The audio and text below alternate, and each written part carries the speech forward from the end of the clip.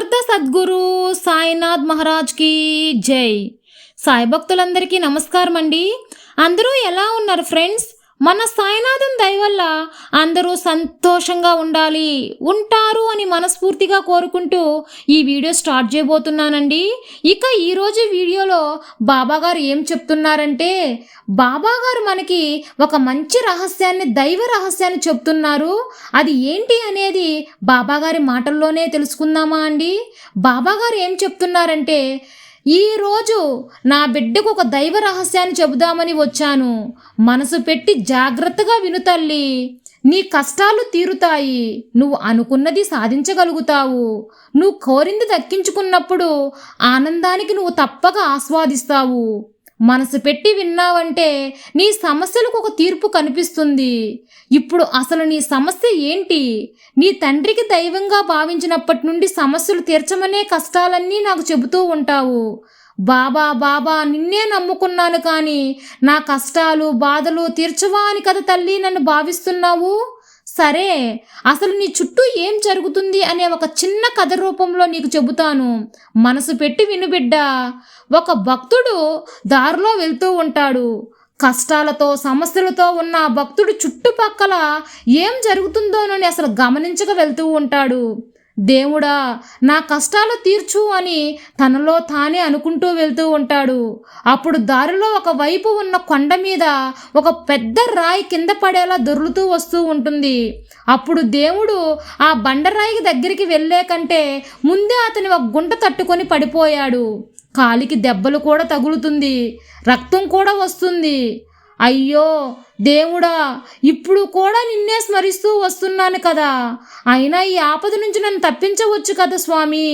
రక్తం కూడా వచ్చింది, చాలా నొప్పిగా బాధగా ఉంది. నీకు అన్నీ తెలుసు కదా స్వామి, ముందే నన్ను రక్షించవచ్చు కదా అని దైవాన్ని నిందిస్తాడు. కానీ పెద్ద ప్రమాదం తప్పిన విషయం తెలియదు కదా ఆ భక్తునికి. కానీ తన కర్మఫలం వల్ల ఆ చిన్న దెబ్బతో వదిలించేశాడు భగవంతుడు. కానీ ఆ భక్తుడికి ఆ విషయం తెలియక దైవాన్ని నిందిస్తాడు. నీ కర్మఫలం వల్ల అనుభవించాల్సిన ఆపదను చిన్నదిగా మార్చాను అని తెలియదు. ఇదే దైవ రహస్యం తల్లి. ఈ దైవ రహస్యాన్ని అర్థం చేసుకుంటే అంతా అర్థమవుతుంది. నీకు రావాల్సిన తుఫాన్ లాంటి సమస్యలు కూడా చిన్న చినుకు లెక్క మార్చేస్తున్నాను. నిన్ను కాపాడుకుంటున్నాను. ఎందుకంటే నువ్వు నా బిడ్డవు కదా తల్లి. నీకు తెలియని ఇంకొక విషయం ఏంటంటే, నీ కర్మఫలం జాతక దోషం ఫలితంగా నీకు రావాల్సిన 100% కష్టాన్ని, ఆటంకాలని, ఆపదలను నేను 10%గా మార్చేస్తున్నాను. ఆ 10% కూడా నీ కర్మానుసారాన్ని బట్టే నువ్వు అనుభవించాల్సి వస్తుంది బిడ్డ. నీకు రావాల్సిన కఠినమైన కష్టాన్ని కరిగించేస్తున్నాను. ఈ ఒక్క విషయం నీకు అర్థమైతే ఎలాంటి కష్టకాలంలో బాబా అనుగ్రహం వల్ల ఇది చిన్నదిగా మారింది అని నీకు తెలుస్తుంది బిడ్డ. నేను దేనినైనా పరిష్కరిస్తాను. తట్టుకునే శక్తినిచ్చామని నీకు అర్థమవుతుంది. ఇంకొక విషయం అర్థం చేసుకో బిడ్డ. ఏ తండ్రి కూడా తన బిడ్డని కష్టం కలగనిస్తాడా చెప్పు? ఏ దేవుడైనా తన భక్తుని కష్టాన్నిస్తాడా చెప్పు తల్లి? కష్టం ఇచ్చినా తన భక్తుని బాధను చూడగలడా? నీకు రావాల్సిన పెద్ద కష్టాన్ని చిన్నదిగా చేస్తున్నాను. నీకు అర్థం అవ్వాలని నీకు ఈ కథ చెప్పాను తల్లి. ఎప్పుడు కూడా కష్టం కష్టం అని బాధపడకు, ఏడవకు. నిజమైన కష్టాన్ని అసలు నువ్వు చూడలేదు. నీకు రానివ్వను కూడా. నువ్వు కూర్చున్నా నిల్చున్నా నిన్ను గమనిస్తూనే ఉంటాను. ఒక్కసారి తండ్రి బాబా అని పిలిచావు, నువ్వు మర్చిపోయినా నేను మర్చిపోను తల్లి. నువ్వు ఎలా ఉన్నావో, ఏం చేస్తున్నావో గమనిస్తూనే ఉంటాను. ఈ దైవ రహస్యాన్ని తెలుసుకున్న నీకు ఎప్పుడు కూడా బాధ అనేదే ఉండదు తల్లి. ఈ విషయం అర్థం కాని వాళ్ళు మాత్రమే దైవాన్ని నిందిస్తారు. కానీ నా బిడ్డకు అన్ని విషయాలు తెలియపరుస్తాను.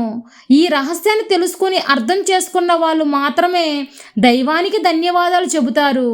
ఆ దైవ రహస్యాన్ని తెలుసుకున్న నువ్వు తప్పించుకున్నావు. బాబా తప్పించాడు అని నాతో తప్పక చెప్తావు. ఇకనైనా అంతా మంచిగా జరుగుతుందని ఆశించు. ఏది జరిగినా మంచికే అని తెలుసుకో తల్లి. నీ బాబా నీకు ఎల్లవేళలా నీకు తోడుండగా నీకు భయం ఎందుకు బిడ్డ? సర్వే జన సుఖినో భవంతు. జై సాయిరామ్.